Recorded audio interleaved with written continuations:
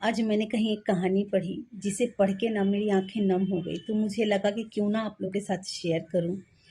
तो कहानी कुछ इस तरह थी कि एक पति पत्नी का जोड़ा था, तो उनके बीच किसी बात को लेके अनबन हुई। तो उसका जो पति था उस बात को भूल चुका था, लेकिन पत्नी उस बात को भूलना नहीं चाह रही थी, वो बात को पकड़ी हुई थी। तो उसका पति जब ऑफिस से आया रात को, तो उसने खाना मांगा। बोला खाना लगा दो, भूख लगी है। उसकी वाइफ ने कहा कि खाना बना है, अगर आपको भूख लगी है तो आप निकाल के खा लो, मैं नहीं दूंगी। फिर उसका पति हंसने लगा, बोला अगर तुम खाना नहीं दोगी तो मैं नहीं खाऊंगा, मैं भूखा ही सो जाऊंगा।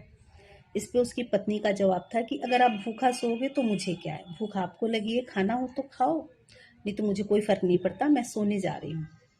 इस पे पति ने भी कहा ठीक है तू सो जा, मैं भी सोने जा रहा हूँ।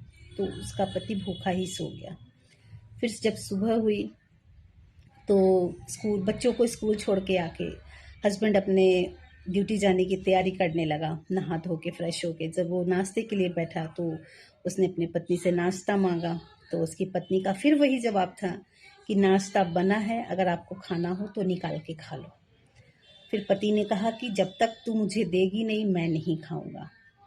इस पर पत्नी का जवाब था कि तो ठीक है, मैं नहीं दूंगी तो आप ऐसे ही जा सकते हो, भूखा जाओ, मुझे कोई फ़र्क नहीं पड़ता, और टिफ़िन भी निकाल के रखा है, अगर लेना है तो ले लो, नहीं तो जाओ, आप जा सकते हो।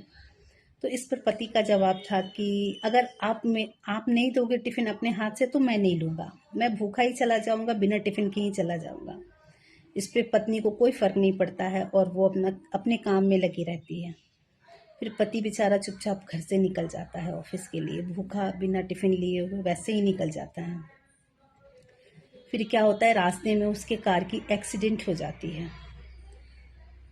तो उस कार एक्सीडेंट में उसका पति मारा जाता है।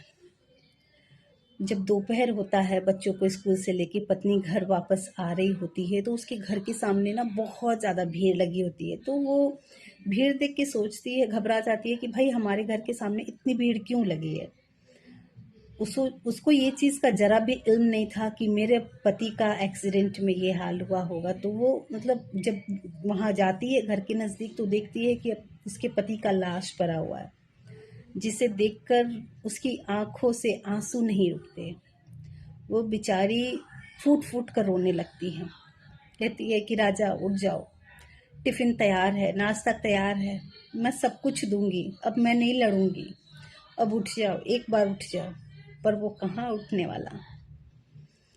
तो इसलिए ना, समय रहते इंसान की कद्र कीजिए। पति पत्नी के झगड़े आए दिन होते रहते हैं, तो अगर हम इस बात को लेके पकड़ के रखेंगे ना, तो बातें खत्म नहीं होती हैं। और इंसान एक बार जब चला जाता है ना, तो वापस नहीं आता है। फिर आप लाख सर पटक लो, कुछ कर लो, वो वापस नहीं आएगा। इसलिए अपने पति पत्नी के बीच का रिलेशनशिप ऐसा रखिए। झगड़े तो चलते रहते हैं, झगड़ों को इग्नोर करिए और आपसी सुलह बना के रखिए, क्योंकि जब तक आपका पति जिंदा है ना, तो आप रानी बन के रहोगे। वो आपके सर का ताज है, आपकी शान है। और जब आपका पति नहीं होता ना, तो आप अच्छे काम भी करोगे ना, तो लोग आप पे उंगलियां उठाएंगे, आपकी कद्र नहीं करेंगे, आपको गलत निगाह से देखेंगे।